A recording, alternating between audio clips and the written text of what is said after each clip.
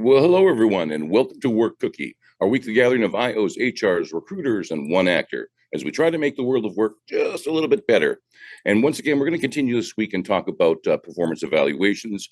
Paul, it's great to have you back again with all your expertise, because today we're going to talk about employee input in performance evaluations. This is where I usually get into big time trouble. So I'm looking forward to some good advice. Jeremy, where are we going to start? I love the way you start. I love the way you start everything out, and you just—it's so great. This is where I usually get into trouble. It's where, see, that's the thing is a lot of us don't look forward to these types of things. We're really going to dive deep in today. So the topic is center stage employee input and performance evaluations. I've got two articles to share, and also our other main resource for today is the Performance Appraisal Toolbook, excuse me, by author Paul Falcone, which is with us today, best-selling author and former CHRO of Nickelodeon, amongst other very cool positions. So there is this one. I'm going to start off with the research as I normally do. So I think we might have talked about this particular reference last time. It's called Performance Appraisal and Performance Management: 100 Years of Progress with a question mark. So one thing, and we're just going to dive right in. We're talk about the memory, and this is where I was thinking about employee input. How often do we really remember details of these stories and of things that actually happen? So researchers found that the organization of information in memory could be affected by categories existing in raters' minds prior to observing behavior. Okay, what does that mean? Think we all organize information in our brains, and we do it based on our experiences. And when it comes to performance review time, think about that employee input. Especially if employees are used to having their supervisor kind of railroad them right into, here's what I've seen, I filled out your performance review, sign it. It muddies a little bit it's almost like this kind of obedience type of thing. It feels like sometimes where they don't feel like they're okay to speak up and provide their input into the storytelling. So I was thinking, if this is the case with the raters, how will memory be affected by the employee, and it fails to allow them to provide an accurate picture of their own performance, let alone failed memory? I mean, when you look at psych studies and Psych 101 textbook, the accuracy of people who witness crimes, for example, or car accidents, our memories aren't as good as we think they are. And also, if employees aren't used to having input in their performance reviews, and let's say that the managers or organization is trying something new, and they're saying, yeah, we really want employee input, they might not come prepared with any input. And this should be, of course, something that's encouraged throughout the year by managers for employees to take note, track, be mindful of accurate stories and depictions of their performance, kind of like real life job samples. And this would also provide managers with really a much needed excuse to interact with employees.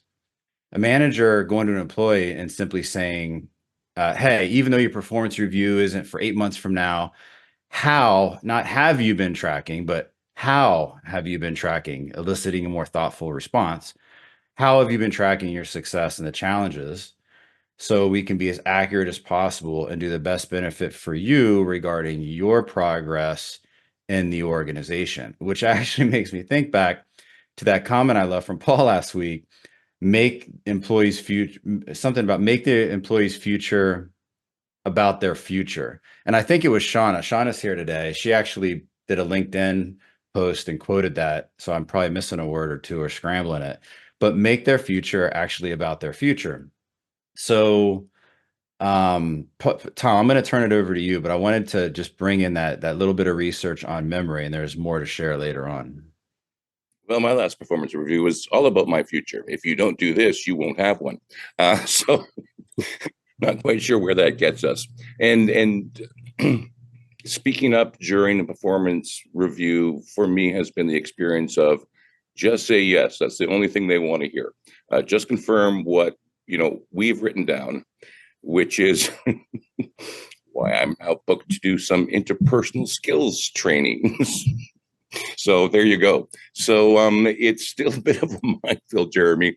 And maybe I need just to keep my mouth shut and shake my head up and down when I'm sitting in a performance review. I'm not that personality. So Ah, so this leads into, and I love it because we don't sit here and practice and plan for these times, but you always have a great segue into it. So I was thinking, what can the employee do in that regard? There's this other piece of research, quick, or not quick, Tom, you know how I ramble. Evaluating the effectiveness of performance management, a 30-year integrative conceptual review. Uh, Findings from the article, although a majority of performance management research is focused on reactions of employees, especially the ratees, reactions of managers are also keys to understanding performance management. So here's what I was thinking with that.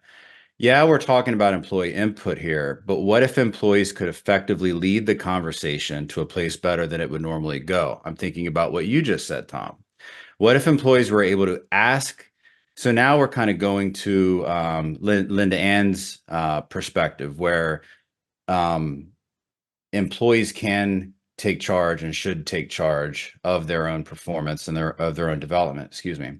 So what if employees were able to ask the right questions to their managers and make sure that their managers actually felt comfortable in the process? I'm gonna use a parenting analogy here. But first, so employees know that their managers don't really look forward to these either. We get it. So here's this parenting analogy, which are always great when we're talking about organizational settings.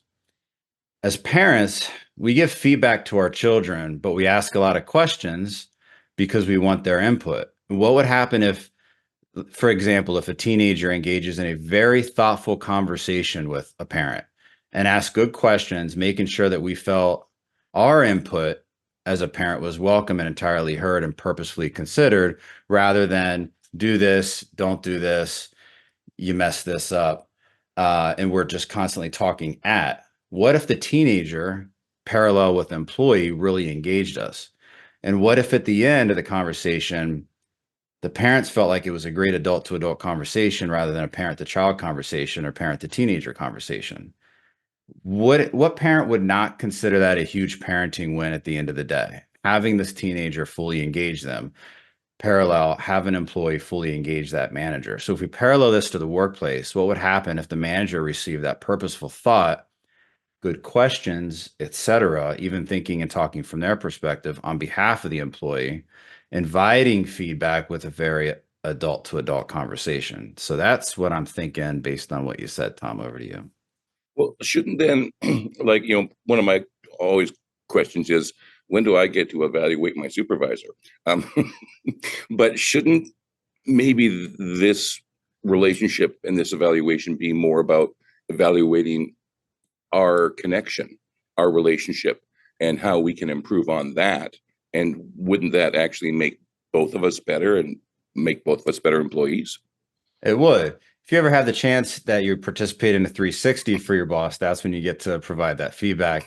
Back to what you said, it is, and that's kind of like the parent teenager. Who's in charge of creating that environment to have those good conversation? Who's in charge? Whose job really is it to create that relationship with the teenager? I would say it's the parent's job because that's what parenting is. And of course, this philosophical conversation, we would fill in the gaps here. But I mean, we understand kids and teenagers. That's really our job is to do that. Environment, purpose, opportunity, and lead those conversations. So that's kind of like it should be the manager's job. But if they're not doing a good job, there are plenty of teenagers out there who say, I'm not getting what I need from my parents. I don't have the relationship that I want. Let me try to have these purposeful, thoughtful conversations model for them. It happens, and it happens successfully. So employees, I believe, can do the same thing. Well, I think a lot of my issues started when I suggested to my supervisor that maybe a little less management, a little more leadership. I think that might have been the start of things. It's Which I'm all in the sure you. communication, Tom. We know it's what you say and how you say it. So how do we have that conversation, with those people who are supervising our time? to really sort of open that up and do it in a constructive way, not the way I did it, so that it actually is fruitful. What I want to do is I'm managing my PDFs here. There's something from Paul's book here. Is on page 137. I made a note that I wanted to bring up and let Paul respond to this. I see, ooh, I love it. We've got all these kinds of hands up. Bear with me.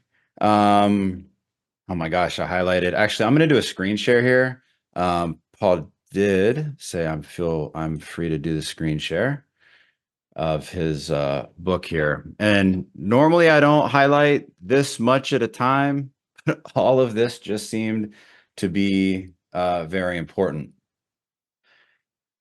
So, and I'll read verbatim, and Paul, maybe you can speak to this. I won't read the whole thing.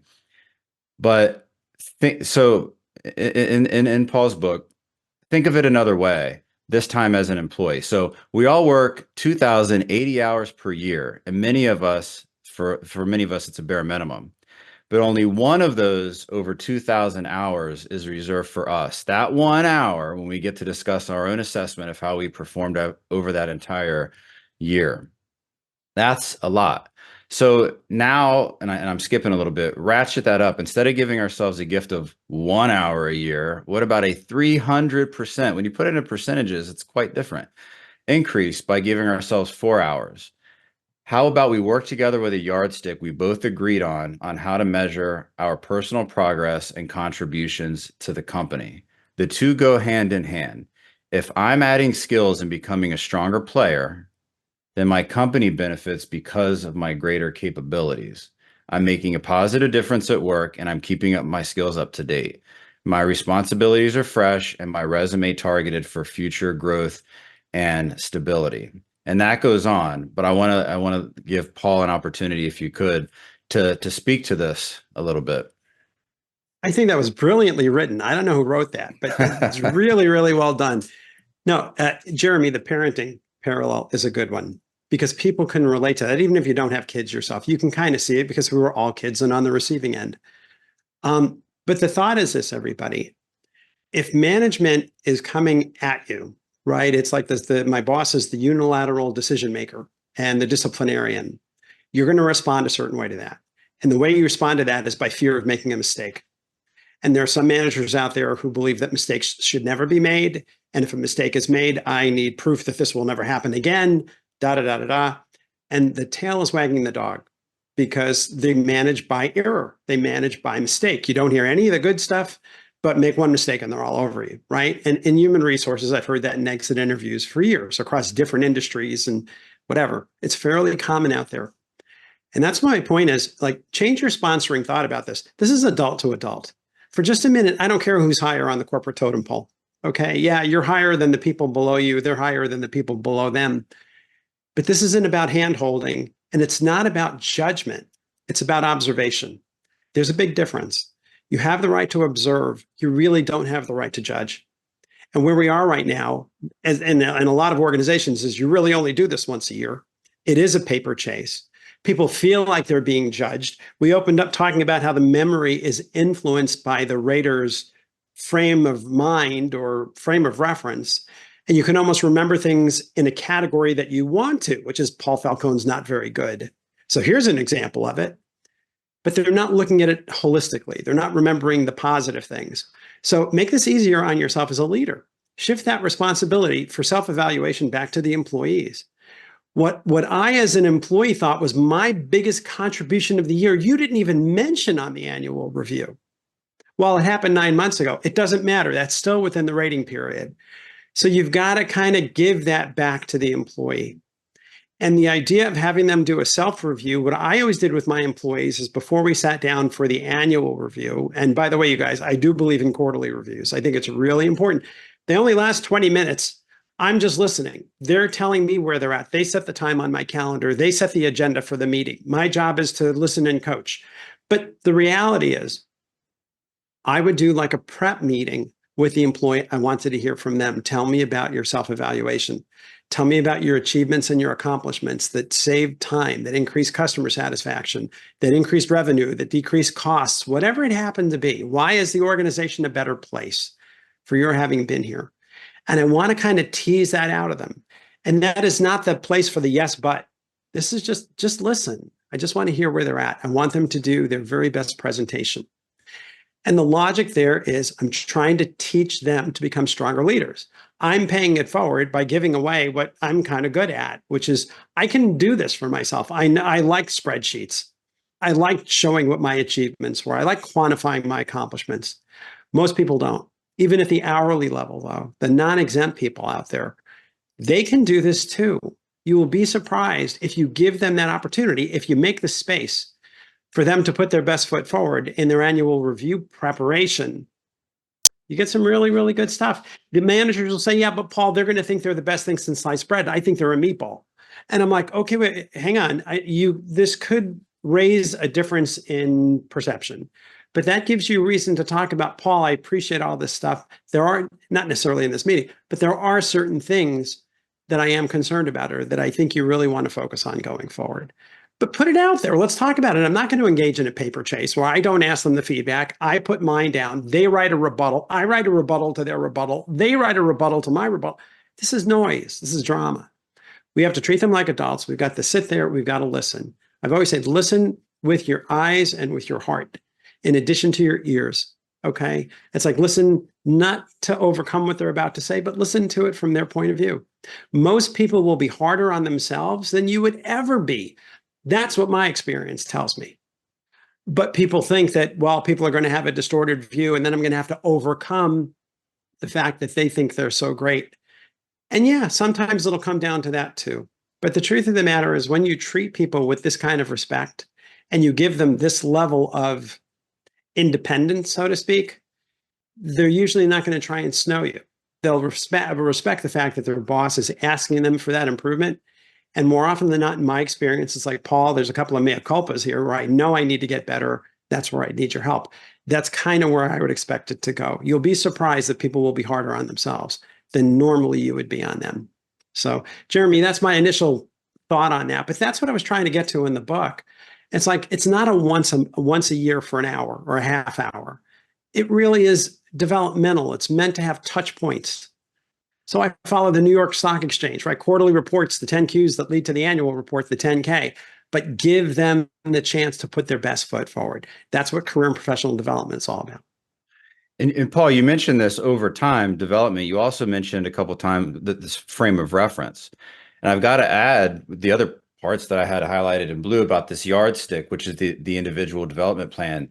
And I'll read kind of verbatim here, should be kept front and center in the manager's and an employee's binder or notebook to always remind, or of course, I know Alexander's going to say it should be on some kind of, not physical, it's got to be some kind of tech thing that's easier. So Alexander, I want to hear your tools that can be used for this.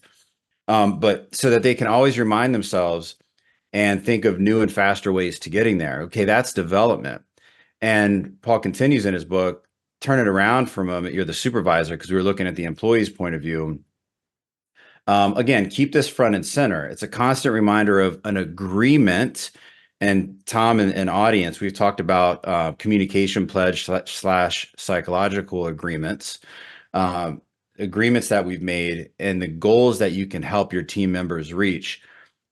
I'm going to read this verbatim because I love it and I love how it ends. Simply put, you are both focused, bonded, and working together towards a common goal, and your compact or pledge to one another sits front and center in both of your binders so it can be referred to often. Congratulations. You just learned how to maximize an incredibly simple tool that allows you both to excel in your respective careers while benefiting your company tremendously. And I think the key there is incredibly simple tool, because it is, and that creates a draw to something rather than a push to something. Yeah, and I'll agree with Alexander. I'm fine if you want to put it on some kind of tech. But here's the scoop, you guys. For me, if you can put it on the back of an envelope, on the back of a napkin, that's all you need. Because a lot of this stuff really is that simple. Companies make the mistake when they do the annual review, when they do it once a year, they spend 80+% talking about the person's past, right? We've talked about this on that last workshop, Jeremy, on the last podcast. They're talking about their past, making people truthfully feel kind of judged. And you're lucky if you get 10 to 20% to talk about your future. And even if you do, and even if you commit to certain goals, that piece of paper then goes in a personnel file. Nobody talks about it again. The reality is the world is changing so quickly in this post-pandemic reintegration phase that we're in. The reality becomes that you really can't even set an annual goal. You can have an annual overarching goal, but you might reach that goal in 2 weeks or 2 months. But that means that at the end of that quarter, you need to ratchet it up. And you're looking at really amending these goals on a quarterly basis as you move forward. And I think that's a very healthy rhythm, because to sit back and say, I have one goal or I have 3 goals for the entire year, I mean, you're either making them so 30,000 footish that they don't really mean anything. I'm going to make employees happier here at work. That doesn't mean anything. But they've got to be quantifiable, right? They've got to be measurable. And when you hit that measurement, that's something we're celebrating. And then there's more. And what next? As an executive coach, that's always the question. And what else? Or and what next that you're asking for? So where do they want to take it? And it's a matter of degree. It's not a matter of checking a box anymore, but you got to keep it front and center. That is something when you're talking to people in a one-on-one monthly meeting or in a quarterly meeting. Yeah, that's part of your foundational document, because that's how you measure things. What gets measured gets managed. But if you forget about it and you just put it on the side and don't look at it again for a year, then it is just a paper chase. Make it real. Employee engagement is all about, again, my relationship with my boss and my being in a learning curve. Those are your 2 things. This is not hard. As long as employees feel like they've got a great relationship with the boss has their back, they feel like they're trusted and respected, they're going to thrive. It's that boss is caring and their character. That's it. If I've got that, I don't have to do much else. But especially coming out of COVID, where people felt like they were treading water career-wise for the last 2-3 years, they want to add muscle. They want to learn their craft, learn their trade. That's what real-time feedback is all about.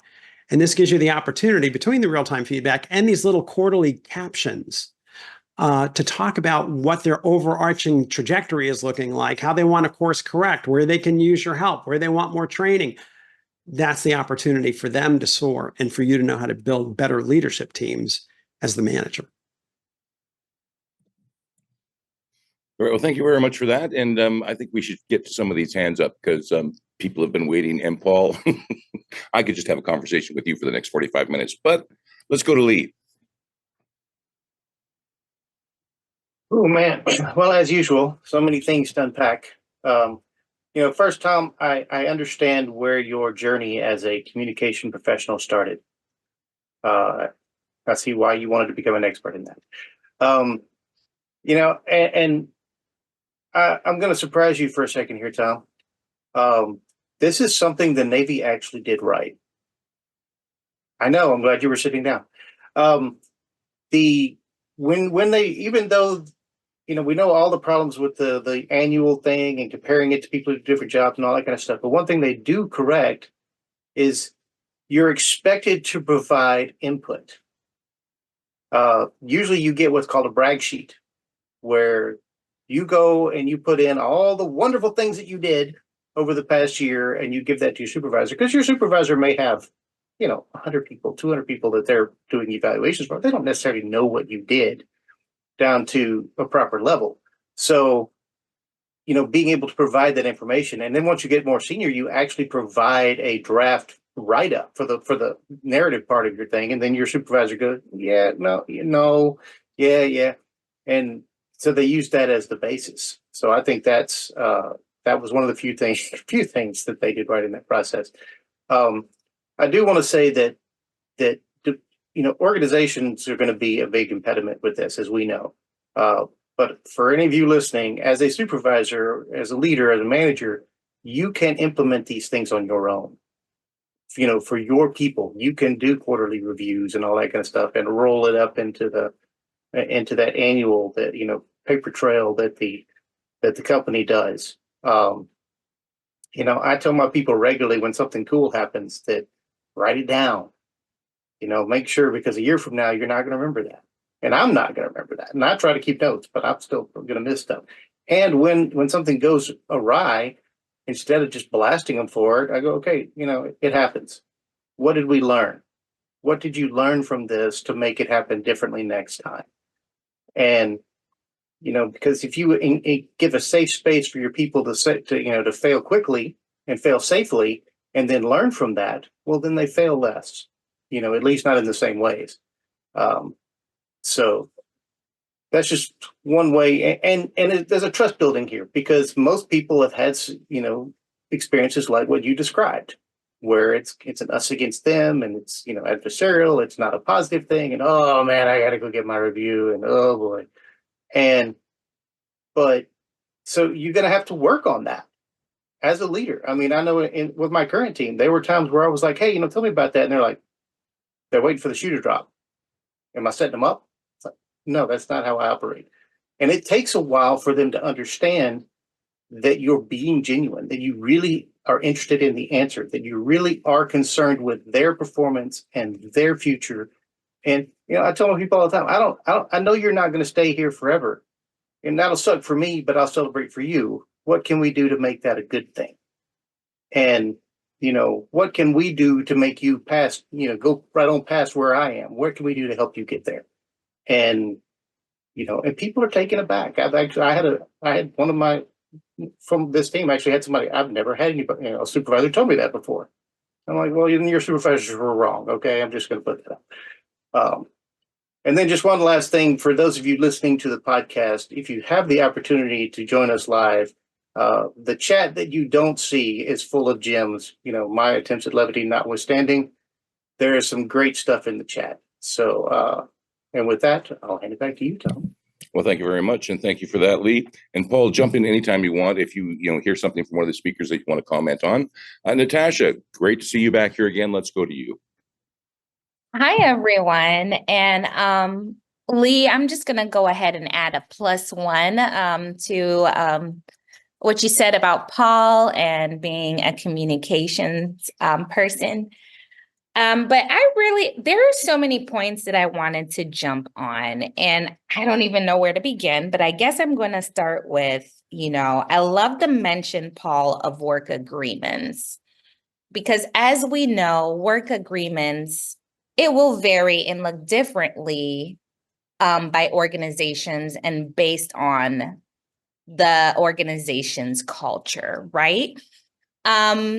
I believe it was you, Jeremy, who brought up the parent analogy. And contextually, here in America, for American born, maybe depending on the culture, yes, it makes sense that, hey, parents, we want to include our children in that conversation.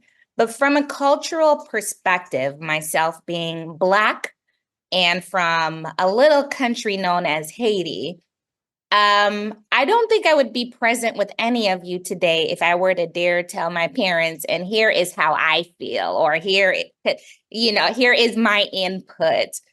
RIP to the me that would have done that, but thankfully I was too smart not to, right? And I think that notion also carries over into the workplace, because the workplace is a melting pot of diverse group of individuals by race, culture, origin, place of origin, etc. And based on the culture of the manager, in addition to the culture of the organization, that impacts how these performances take place. And I remember once in a lifetime that was not too far from today, going through a performance review with a Black woman who looks like me, and handed me my performance review. And what I did at that point was thank them for, the performance review and their comments, and inform them that I would like to take a few days to review this and come back to you with clarifying questions. So that was my approach of taking control of my performance review and being able to make it a dynamic interaction, because this person's expectation was that, and once it was given to me, I needed to sign and accept it. That was not the case. in my case, it was, can you give me an example or 2 to 3 examples of said statement? Because I knew the manager could not. And so towards the end of when I responded to the handbook and said, based on X, Y, and Z, I would like for this either to be tossed aside or edited. Most employees are not told that that the performance process is a dynamic process, right? And most organizations do not do so. Because in my lifetime outside of a 9 to 5, I also have my own consulting agency where I support my own consulting practice, where I support employees who come to me all the time with their performance reviews, and we go over them. And once an employee was literally told, you don't have the right to respond to this. We're telling you what you need to do. And when I coached the employee to go to HR and how to approach that conversation, the HR representative specifically told them, based on your manager's culture, they tend to be all about business and less about people. And that type of management style is necessary in the workplace because it gets stuff done. And so I say this to say that, we really need to think about it when we talk about, the work agreements, the cultures, and also how, the rights of employees, that they have the opportunity to be able to respond to these type of things. And for the most part, it goes back to the training of managers, and in many instances, the training of HR representatives, because HR, as we look at it, is looking less and less about the people and more about the data, the performance, the KPIs. And I guess that is why people like the group that is here today or listening to us today is needed in organizations, to remind organizations that it truly is about the people, because the people are the ones performing to meet those KPIs. And when you treat your people like people, your people will make the ends meet. And so I think that was a little bit about my contribution for today's talk. And then also, I guess, going back to the initial question that was asked, how the performance review impacts the memory. I don't necessarily think that it is how the question should be how the performance review impacts the memory, but what the person remembers from the experience of the performance review. And what they remember would either be, I do not matter, all they care about is the bottom line, and I do not have a voice, to list a few. And I think that more thought needs to be placed into, and how do our people experience this performance review? And we've said this often times before, that the performance review should not be a 1 year around thing. Let's make it quarterly, as you said. Let's make it a dynamic weekly or as things present discussion.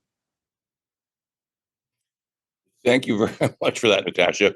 LindaAnn will come to you in a second, but Paul, I do want to come back to you because I think what Natasha's expressed is the pretty common experience that most employees have.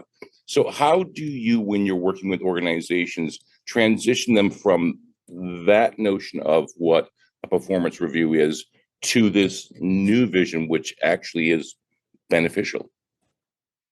I think you need to talk about it. I think we need to sit around the campfire and literally take the time to educate the managers on what the best practices are. Natasha, to your point, I agree. A lot of this is cultural. In the United States, they do certain things that in other nations they don't. And there are more introverts, extroverts. There's all these things across the spectrum when you're dealing with human beings to try and figure out what's going to work for most. What we're trying to do with the self-evaluation is build a system that encourages input upward before the manager actually shares input with, here's how you did on your review, right?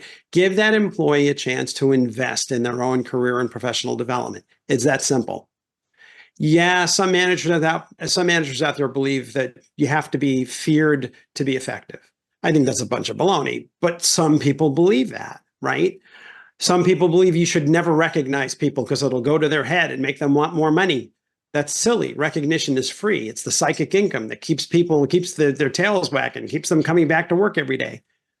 But when you combine the fact that, yeah, there's this tool called a self-evaluation tool, which you can do on the back of a napkin, but give your employees the opportunity. I think, Lee, you called it like a brag sheet in the Navy, right? Give them a chance to talk about what those achievements were, those accomplishments, what they've done in terms of exemplary effort. May not have resulted in anything, but man, they really tried. Give them a chance to shine, because ultimately, the bottom line, I think where we're trying to go with this stuff is, how do you help people build their self-confidence? If you're a leader who comes from fear, you're not going to make them self-confident, you're going to make them afraid. And in an environment where all the CEOs seem to want innovation and creativity as one of their top 5 drivers in leadership, you're not going to have a lot of innovation when people are afraid of making a mistake. They have to be able to make smart mistakes. Hopefully, they're coming to you and sharing things with you before they're going out there on a limb so that nothing hits the fan where you've got to duck. But the reality is you've got to talk about this, because you can change the culture. And I'm not saying that one meeting with Paul Falcone in the training room is going to change everybody's heart. There's still going to be some people that are fiercely resistant. I'm the manager, I judge them, and that's the way it's supposed to be. Those people are going to take a little bit longer. But I think what you're going to find, or at least what I found, is that most managers like this. You'll get the heads going up and down.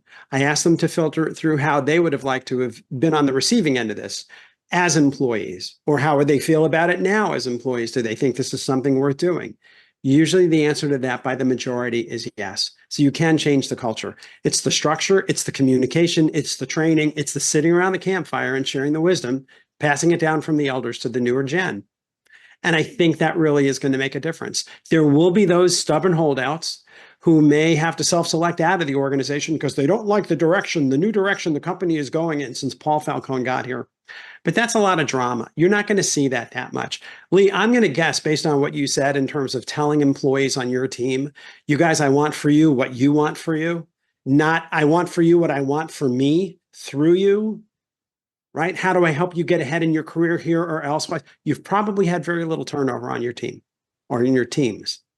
Because when people have that kind of leadership, they ain't going nowhere. Not for 20%. That's not enough. After taxes, that's not going to buy me a Happy Meal at McDonald's.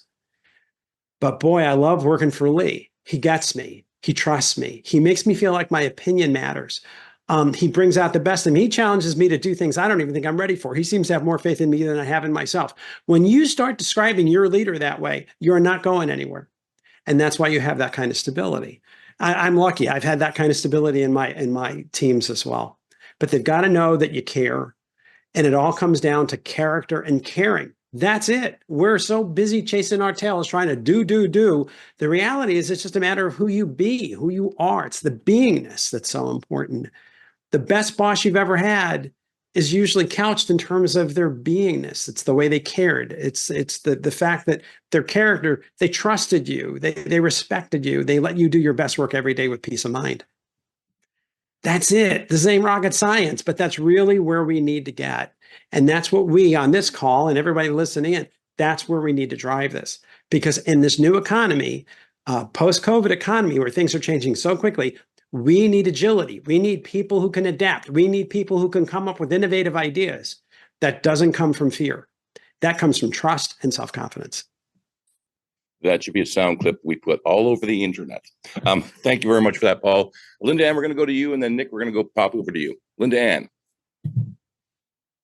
So this is one of my favorite topics, and when I work with organizations, this is one of the key things that I think is one of the most important foundations in making sure that you have productive, happy employees. And I was just at a client's, and I've been instituting their performance review process, right? It's a small company, and I was helping educate them, doing individual meetings, but I felt like there wasn't enough structure and understanding of the process and the components of that. So I gave every one of them a binder with tabs that started with the strategic goals, the career plan. There's a document that we're going through their career life goals and making sure that that's really clear to them. Their performance reviews, the self-review, job descriptions. We do what's your current job description, what's your next job description, their updated resume, and their annual accomplishments all in one place for them to keep track of. They can go to their meeting.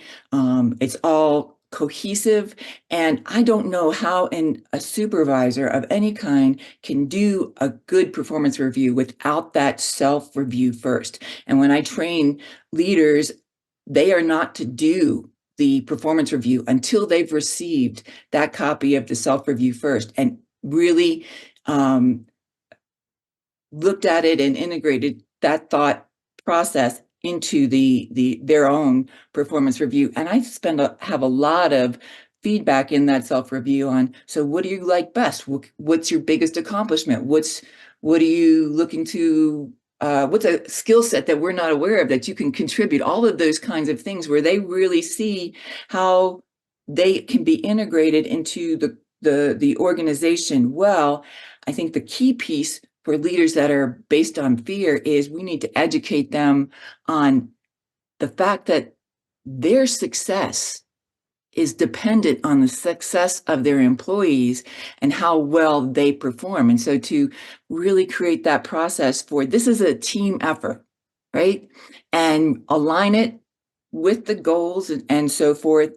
So I have them, like I have one person who I need to, who isn't doing exactly what they need to do as far as the reviews, but the values of the organization are quality and communication.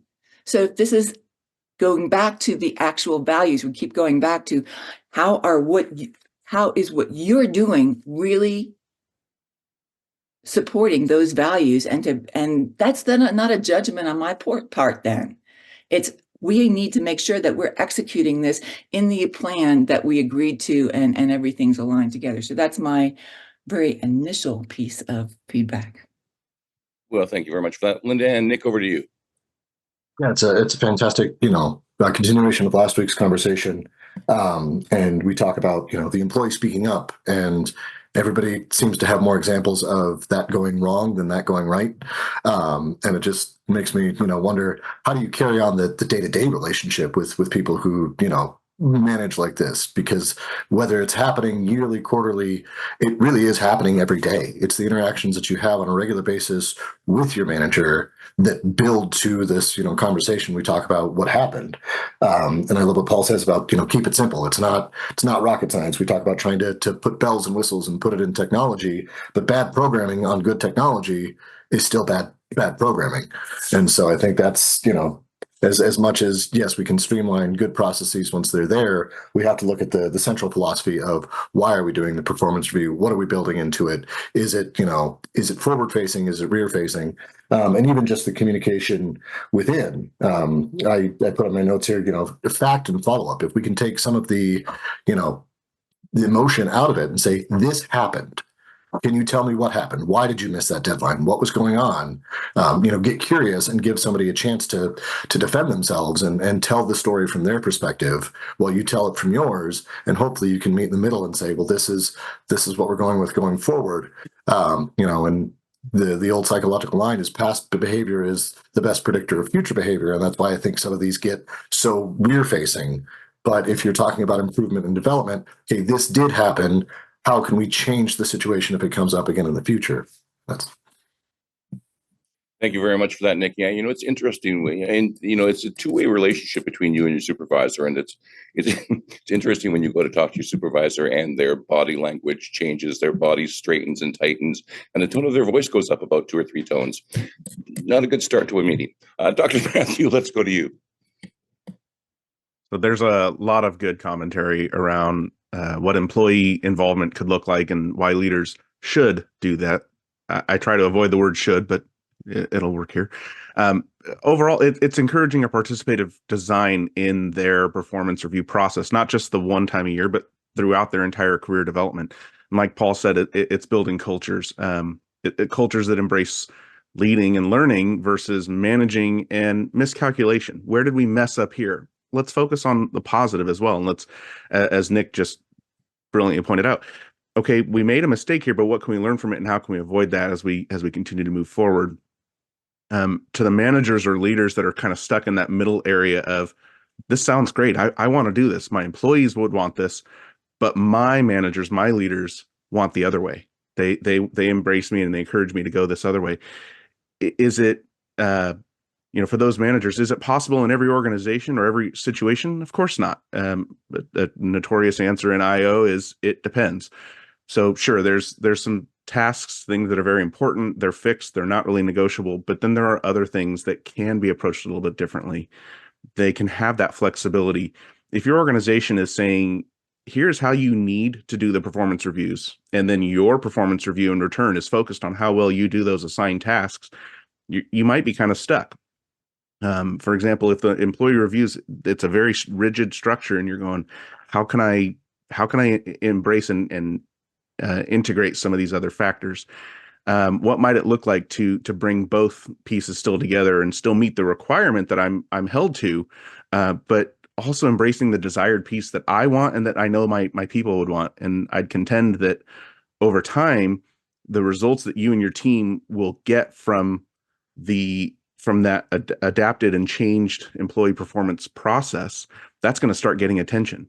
And whether that's through increased retention or attraction, employees all of a sudden are flocking to your team or your department. They're going, I want to go work for Tom. I really want to be a part of his team.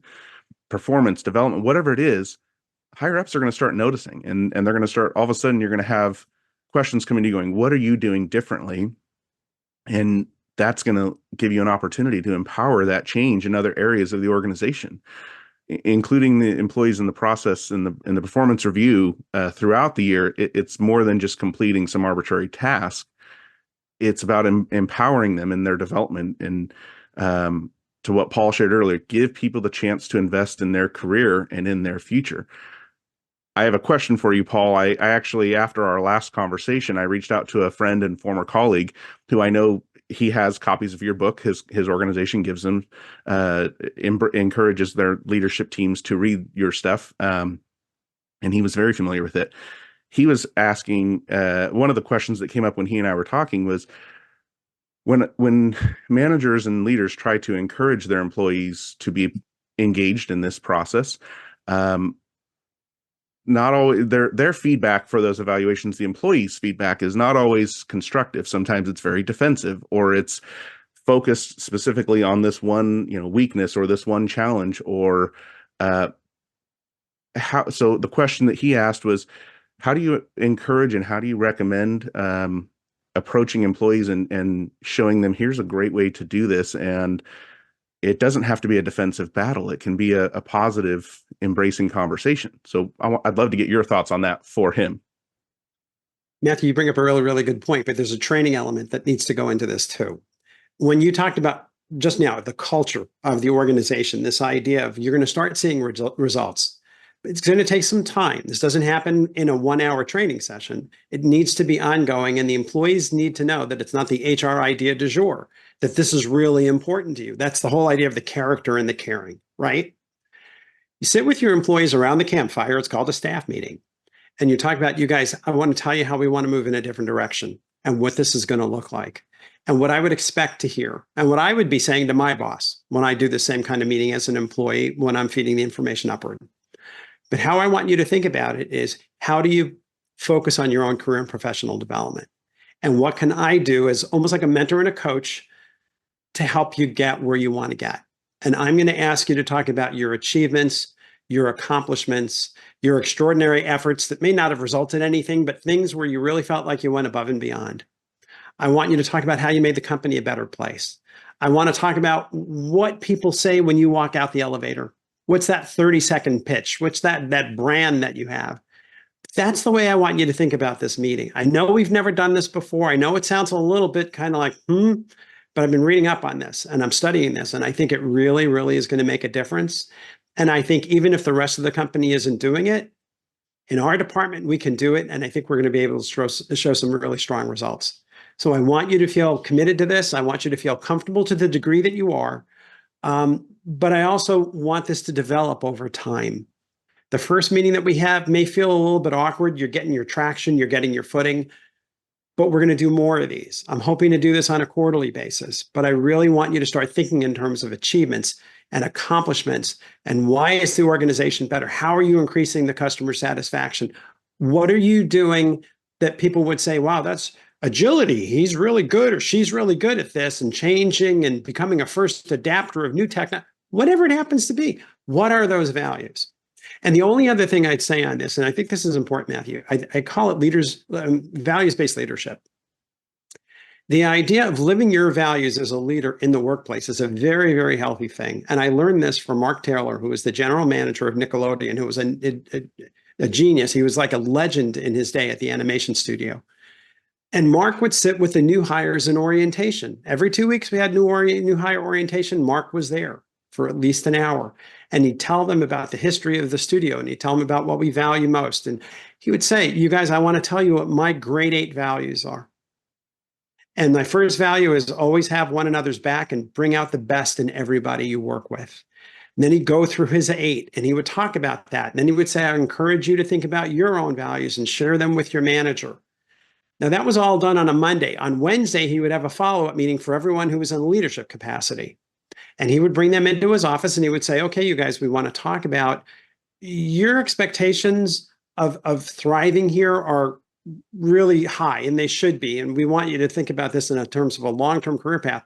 But I hold you to a higher level of accountability because you're shepherds of the people who experience this culture. We have a very special culture here, and you're all responsible for perpetuating it just like I am. This idea of sitting around the campfire, sharing these values, making yourself a little vulnerable in a healthy sense to kind of talk about, you know, where you've learned, where you've made mistakes, what you've come to realize. And sharing that gives everyone a sense of self-assuredness. They know where they fit. They know what they're expected to do. Again, not everyone will be able to take to it. Not everyone trusts in 10 minutes. They can't turn it around. They need to see it over a couple of months. Some people over a couple of years. Some people will take to their grave that they will not trust anybody else. I don't know. I can't do this for every human being, but I can make it my brand and I can make it my belief. And to that degree, Matthew, when people see that you're living those values, maybe they're not ready for the first round, but by the third round, by 6 months from now, they're going to be good at this. But you're changing the culture. Give them a little space to make the time for them when the timing is right, but set the right in certain circumstances where they can motivate themselves and they can feel more like they can do their best work every day. That, again, builds their self-confidence. That's how you're going to get the best performance out of your employees. So, long answer to a short question, but I hope that kind of paints the picture of where I would go with this one, because it's a great question, but I also think it's a realistic answer that may take some time in certain circumstances. Paul, I have to ask you, I mean, you've written a number of really great books. We could have the Paul Falcone Library, but especially with your background, have you ever done and, turned your information into a documentary, into the film process? Because I can get people to watch a film much easier than to read a book. Tom, we're going to have to talk afterwards. I know. I never thought of it, but I think it's a great idea. I'm all ears. Well, the funny thing is, it's like, okay, when LindaAnn, you were talking about what you do for your client, right? And you build this whole little notebook of the whole performance appraisal process, starting at the strategic and taking them through resumes, job descriptions, achievements, self-reviews. Publish that. That would be something that I think would get a lot of traction out there because it's still so nebulous. I'll take you back to Lee, what you said about when you were in the Navy, what they're doing right is with these brag sheets. We have to remember something, you guys. Truly, performance reviews started in World War I. That's about when they came, that's when they started to make their scene, and they were introduced in the United States military. And they were used to deselect people who were not ready for service for whatever reason. So they introduced performance reviews to screen out people who couldn't serve in the military. I hate to say it, it's 100 years later. There's still that negative perception of performance reviews, that they give bad feedback, that they're used to confirm your weaknesses. The truth of the matter is, as a leader, you're going to get a lot more out of managing people's strengths than trying to shore up their weaknesses. but you're not necessarily going to know how to do that unless you're sitting with them and finding out really what their career drivers are and where their interests lie. That's once you know that, you can work with them on setting goals. You can work with them on delegating more effectively. Again, not that hard, but we've got to get out of our minds because we tell ourselves a lot of narratives that are silly about I need to be feared to be respected and be effective. People need to be afraid of me. I can't trust people to give feedback on their own careers because they're going to all say they're the best thing since sliced bread. That's not my experience. And again, I've done this across healthcare, biotech. I've done it in entertainment. I've done it in financial services. Union, non-union, hourly, professional. People are usually harder on themselves. You've got to give them that opportunity, but they've got to feel safe doing so. Thank you very much for that. We've got 4 speakers left and we're getting a little short on time. We'll try to get to all of you, but I would just ask you to be a little succinct in your questions and your comments. Shawna, let's go to you. Welcome to Work Cookie. Good afternoon, everyone. Yes, so I'm going to dive right in because I do want to touch on a few different things because this has been amazing. Paul, thank you so much for affirming the campfire kind of like analogy and framework that I always like to kind of give for upward feedback. To add on to what Natasha was kind of saying, that I was listening to an IO psychologist earlier this week who kind of presented the, work being equal to like a family type of thing and how that is not a great analogy for work because so many families have different levels of dysfunction in them. So there's a level of like accepting that dysfunction. But I think some of the parenting examples really boil it down and resonate with people because it comes from a place of teaching and learning. So adding on to that, the teaching employees like a new and better way of interactions and communicating in this like unfamiliar space. It's not been adjusted for 100-something years. So this is still an unfamiliar space. And so Paul, to your comment that it takes time.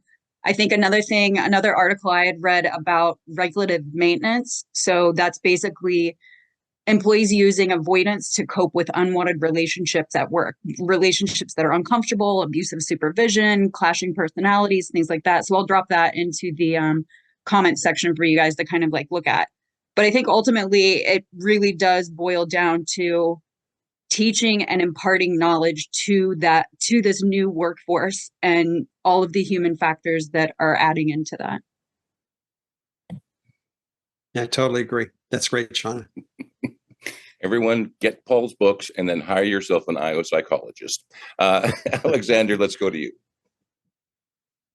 Hey guys. All right. So this week I actually had a brunch with some other chief information officers. One was of a major metropolitan city.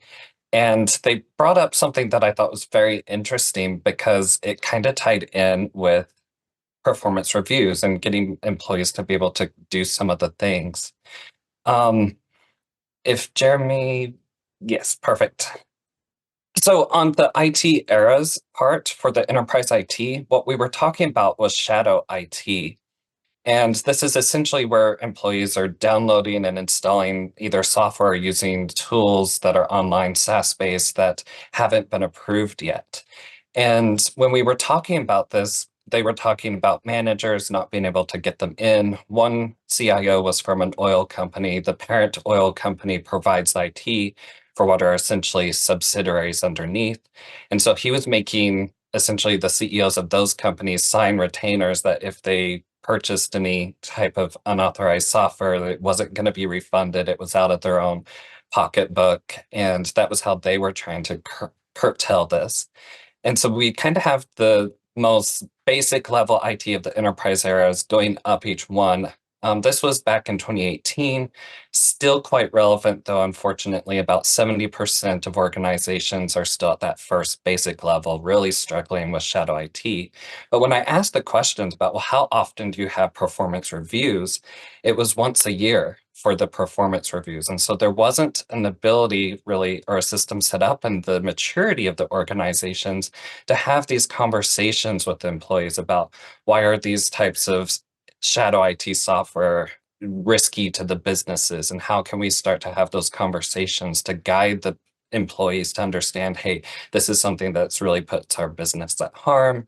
How do we keep coaching you, getting you on track with it? And that's just one of those areas where it's not just about almost the performance of just the exact managers, but it really goes across the whole organization as the entire organization matures, and being able to really have other departments work with each other and be able to get all levels of the organization on par to doing the best the business can. That's all I had for us.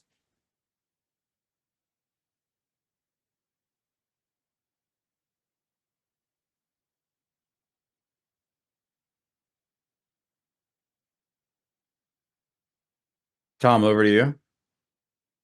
Oh, sorry, LindaAnn, over to you. I was almost going to just jump in anyway. I just want to make 2 points, and that's one is I think leaders need to understand that doing this really well is their job. They accepted that responsibility when they accepted the role of supervision. And so this is spending, it's not doing reviews is not just this, total 5 hours that you put in per year. This is an ongoing part of your job description and job to do this really well.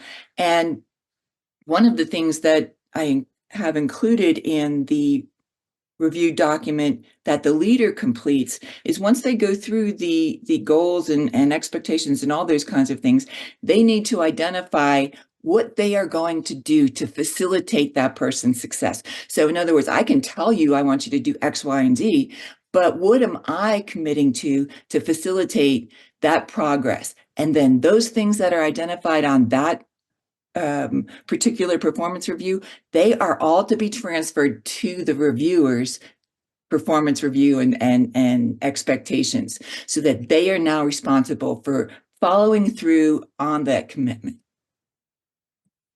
Thank you very much for that, LindaAnn. Imani, over to you. Thank you. So, everything has almost been said, but I just wanted to kind of come in with a few, points just to talk about, or even ask you guys if you've seen people winning lottos, winning money, but then they get to lose it all within 2 years. It has all gone and they have nothing left to even show that they ever won any money.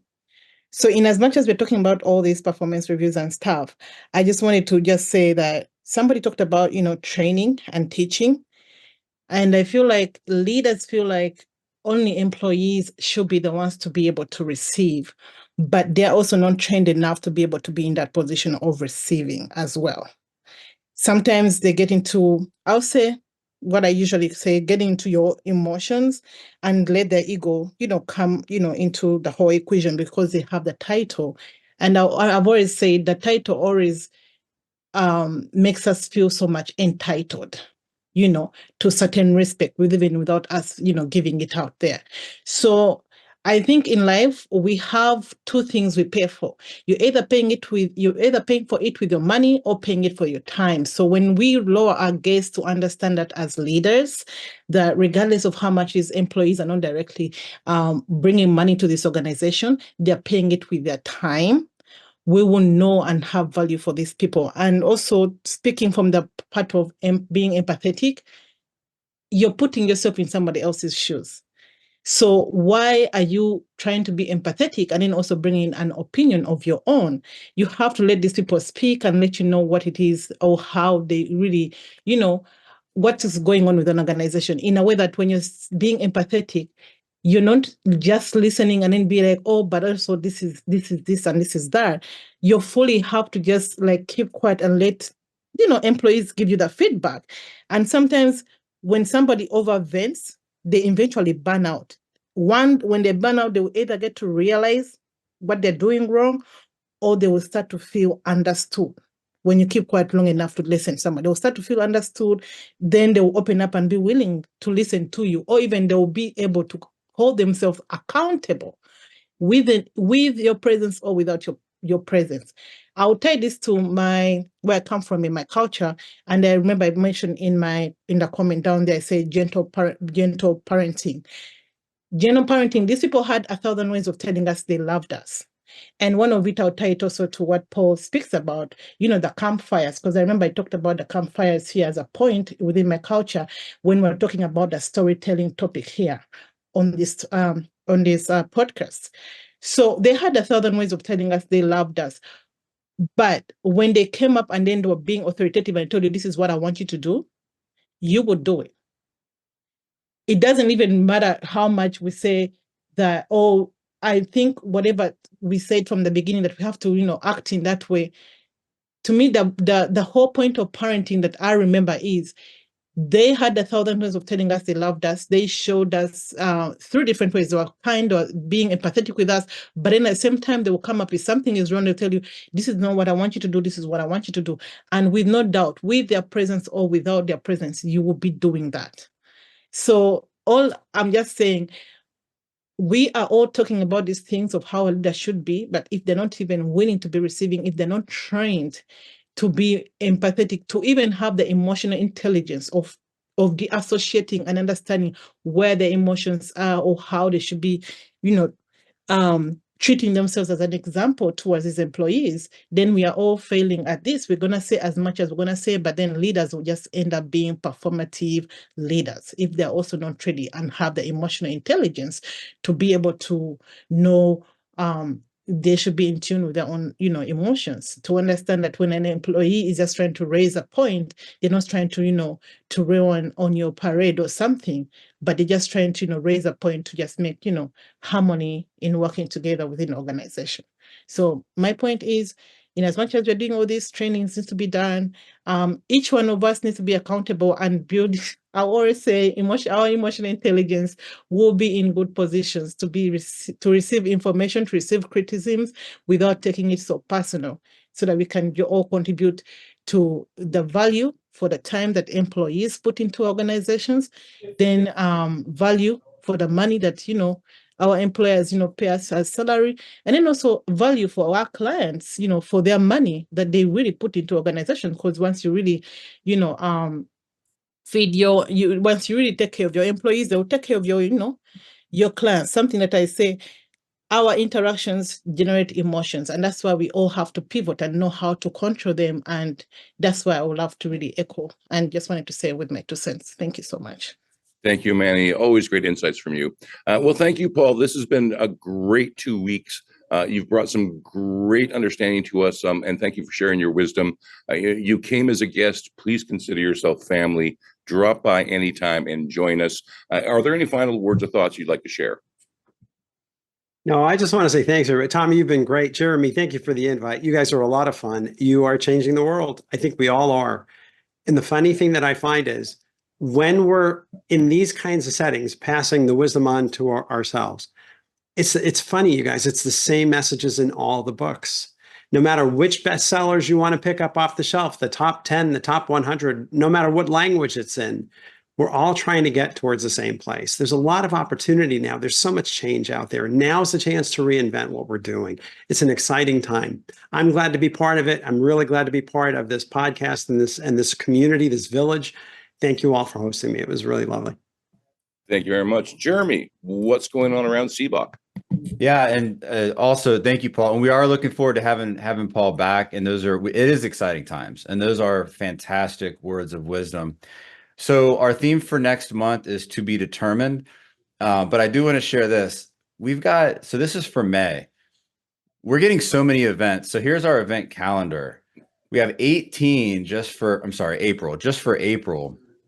So there is that view that you can look when you're getting your tickets. You can switch to calendar view, and it goes all the way down here. And I don't know if we're just getting too crazy with the events, but people seem to like them and they seem to be helpful for our community. And we're looking to add at least 3 more per month pretty soon. So check out cboc.com/events. If you're listening to the podcast, these are open mic. Feel free to come. As Lee said, you can be involved in the chat. You can raise your hand and speak and interact. Thank you so much, everyone. Beautiful as always. I say that all the time because it is beautiful as always. Thank you, everyone. Counting out in 5, 4, 3, 2, and 1.